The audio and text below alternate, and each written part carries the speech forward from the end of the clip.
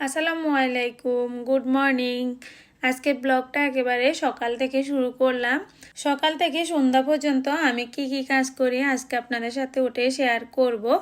যে যেখান থেকে আমার ব্লগ ভিডিওটা দেখতেছেন আশা করি সবাই সুস্থ এবং নিরাপদে আছেন। আলহামদুলিল্লাহ আমরাও সবাই ভালো আছি। সবাই সবার জন্য অনেক বেশি দোয়া করবেন, আল্লাহ যেন সবাইকে সুস্থ রাখে। সুস্থতা হচ্ছে আল্লাহর রহমত। সুস্থ যদি আপনি থাকেন দেখবেন যে আপনার সব কিছু ভালো লাগে, আর অসুস্থ থাকলে দেখবেন যে দুনিয়ার সব কিছুই অশান্তি মনে হয়, আর ভালো খাবারও মনে হয় যে ভালো লাগে না। যাই হোক, এই যে সকালবেলা ঘুম থেকে উঠলাম, আর এদিকে এই যে উঠিয়ে তারপরে ওকে নিয়ে আসলাম যে খাবারের টেবিলে। সকালবেলা উঠে ও তেমন একটা কিছু খায় না। এই যে স্কুলে যাবে খালি পেটে, কোনো খাবার খেয়ে যায় না। তো কি আর করার, স্কুলে যাওয়ার সময় আমি কিছু টাকা দিয়ে দিই। মসজিদে ওরা অনেক খাবার বিক্রি করে, তো ওগুলা কিনে খাবে। রেডি? আমি রেডি। সালাম দাও। আসসালামু আলাইকুম এভরিওয়ান। সবাই কেমন আছো? আজকে আমি মুসলিম স্কুলে যাইতেছি। এখন আমি পুরোপুরি রেডি হয়ে গেছি। এখন এই যে আমি যাব মুসলিম স্কুলে। ওকে। এই যে আজকে রান্না করবো ফ্রোজিং লাল শাক। এই যে দেখেন কি সুন্দর, এগুলো ফ্রোজিং করা ছিল। এই যে এখন উইন্টারে খাইতেছি। তো এই যে আজকে রান্না করতেছি লাউ দিয়ে, মসুর ডাল দিয়ে। আর এই যে এখানে হচ্ছে লাল শাক রান্না করব। তো প্রথমে হচ্ছে পেঁয়াজ, কাঁচামরিচ, টমেটো আর হচ্ছে একটু রসুন বাটা দিয়ে এরপরে মাছটাকে একটু কষিয়ে নিতেছি। তো অনেকে বলে লাল শাক রান্না করলে নাকি লাল হয় না ফ্রোজিংগুলা, আবার এগুলা খেতে কেমন লাগে। তো এই যে আজকে আমি রান্না করতেছি। লাল শাক তো রিদির অনেক বেশি পছন্দের একটা খাবার, তো এই জন্য আজকে রান্না করতেছি। তো লাল শাক গার্ডেনে যাওয়া হয়েছে, সামারে খাওয়া শেষ, আর একটু ফ্রোজিং করলাম এই যে। তো আমি এই যে এখানে হচ্ছে মাছগুলাকে একেবারে ভেঙে ভেঙে দিছি। অনেকে চাইলে এটাকে গোটা মাছ দিয়েও রান্না করতে পারবেন। তো আমি এক সময় দিই, এক সময় এভাবে দিই। তো মাছ ভেঙে দিলে আমার কাছে শাকটা বেশি মজা লাগে, তো এভাবে আমি রান্না করি। এই যে দেখেন কতটা লাল। এই যে, আর এটা ফ্রোজিং তো একটু গলতে সময় লাগবে। তো ফ্রোজিং থেকে বের করার পরে যে বরফটা গলে গেছে, গলে যে রসটা বের হয়েছে, এই যে পানিটা এটাই আমি দিয়ে দিলাম। এই পানিতে কিন্তু লাল শাকটা হয়ে যাবে। রান্নাটা চুলার উপরে হইতেছে, আর আমি এই যে এখান দিয়ে পুরা ঘরটা ঝাড়ু দিয়ে দিলাম। আর এই যে ফ্লোরে রাউমি অনেক ময়লা করে নিছে, এগুলাকে মুছতে হবে। তো এখান দিয়ে এসে এই যে রান্না করতেছি, আর বাকি সব কাজগুলা করতে হয়। আর এই যে গার্ডেন থেকে ধনিয়া পাতা তুলে আনছি। তো আমি যেহেতু একা, এই জন্য আমার এই যে সব কাজগুলা এরকম করে করতে হয়। আজকে বাইরে যাব, অনেকগুলা কাজ আছে বাইরে ক্লিনের ব্যাপার। তো এই যে আগে আমি রান্না করে নিতেছি, আর এদির জন্য এই যে অপেক্ষা করতেছিলাম। আজকে আমার হাজবেন্ডও আর্লি চলে আসবে। তো এই যে রিদি চলে আসছে। সামার শেষ হয়ে গেছে, উইন্টার চলে আসছে, আর আমাদের এখানে অনেক ঠান্ডা পড়তেছে এখন। কদিন পরে তো বরফ পড়বে।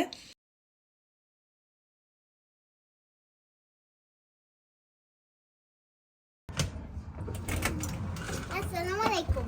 ওয়ালাইকুম আসসালাম। বাসায় এসে আমাকে সালাম দিবে, এরপরে জিজ্ঞেস করবে যে আমার বাবা কখন আসবে। তা আমি হাসতেছিলাম যে বাবা আসবে না, এই যে এগুলা নিয়ে আমি দুষ্টামি করতেছিলাম। নেক্সট সানডে আমরা আমাদের কোনো সানডে স্কুল নেই নেক্সট সানডে। কেন?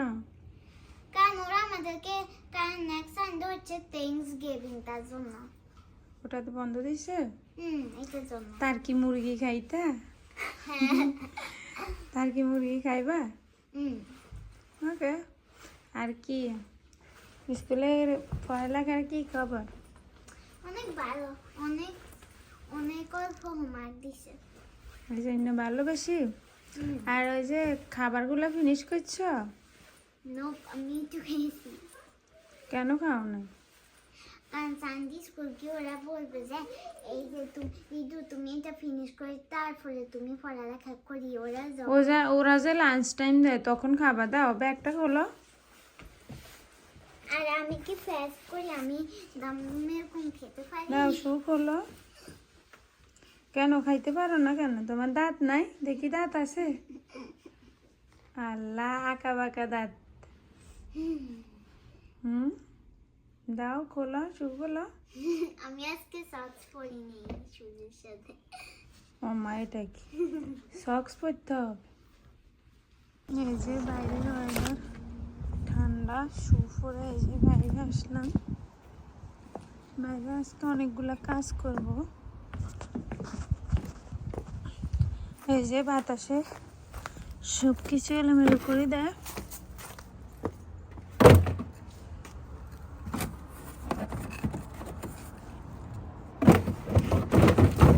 এই যে এগুলো হচ্ছে রিসাইকেল। আর এই যে পাতা সব জমে গেছে, এগুলাকে ঝাড় দিতে হবে। এই যে গাছগুলা সব উঠে ফেলতেছে আমার হাজবেন্ড। বেগুন ধরছে? হ্যাঁ, এই যে এখানে ক্লিন করছি সবগুলো এখানে জমাইলে। এই যে সব গাছ উঠে রাখছি। আর এখানে 3টা কাঁচামরিচ গাছ আছে। এই যে এই কাঁচামরিচ গাছগুলোতে দেখতেছি যে কাঁচামরিচ অনেকগুলো আছে ভালোই। এই যে তো এই জন্য আর এটাকে উঠাই নাই। এই যে এখানেও আছে, এটাও আছে, এটাতেও আছে। আর এই যে সব গাছ মারা গেছে। আর এখানে হচ্ছে ধনিয়া পাতা। ধনিয়া পাতাগুলো এই যে এগুলো কিন্তু উইন্টারও থাকবে, পুরো উইন্টারও থাকবে, বরফ পড়লেও কিন্তু এগুলো থাকে। এই যে পাতা পরে কি অবস্থা হয়েছে, সবগুলা গাছের এই যে পাতা ধরে যাইতেছে। আর পুরো বাড়ির অবস্থা একবার মেসড আপ। তো এগুলাকে আজকে ক্লিন করব, এই জন্য বাইরে আসলাম।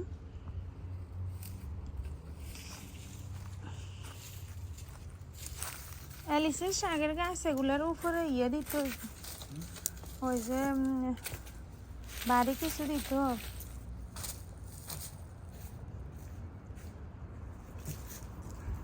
আর এই যে সিম গাছে সিম কয়টা আছে বুঝুন? গাছে সিম কয়টা আছে? সিম গাছ এখন থাক বুঝছো, পরে আর কি ইয়ে করিও। এই যে এমন কয়টা আছে, ওগুলা তুলতে হবে। এই যে তো খুঁজে নিলে আরো অনেকগুলো আছে। এই যে একটা বড় হয়েছে। মাগো বাইরে যে ঠান্ডা। আর এই যে সিম গাছের সিম এগুলা তুলি ফেলতেছি।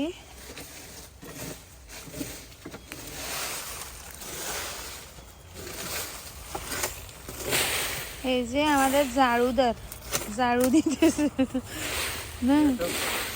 হ্যাঁ, এই গাছ নিয়ে ফেলতেছে। আহারে, এই যে এদেশে ঝাড়ু দেয় এইভাবে।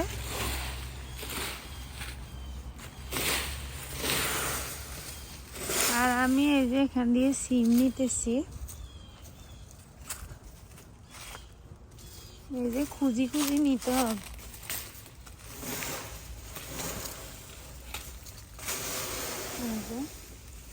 সেগুলো হচ্ছে এবছরের লাস্ট সিম। সিম গাছটা তো ভালো হয় নাই, বাট এই যে যা হয়েছে আলহামদুলিল্লাহ। এই যে উপরের এই দুইটা আমার নিয়ে দাও, আমি তো না এটা আনিও না, ওই ওখান দিয়ে আমি সিম নিয়ে। এই যে এখান দিয়ে দুইটা নিয়ে দাও, ওই যে উপরে। আমি তো এত লম্বা না বুঝছো।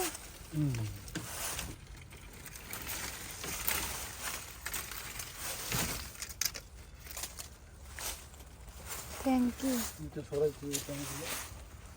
আচ্ছা পরে সরাইও। এ পানি পড়েছে সব।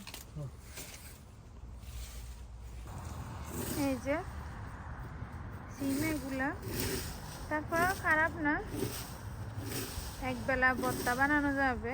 এই যে না থাক। এগুলা ওই যে মরিচ আছে, এই যে পাতাগুলো এখন ট্রাশ ব্যাগে ঢুকাইতে হবে।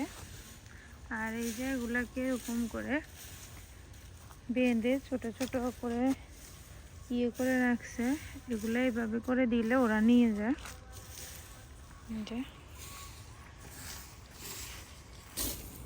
এই যে সামারের লাস্ট সবজি, আর এই তো সব কিছু ক্লিন করা শেষ, সব শেষ হয়ে গেছে। আর এই যে লাস্ট সবজি,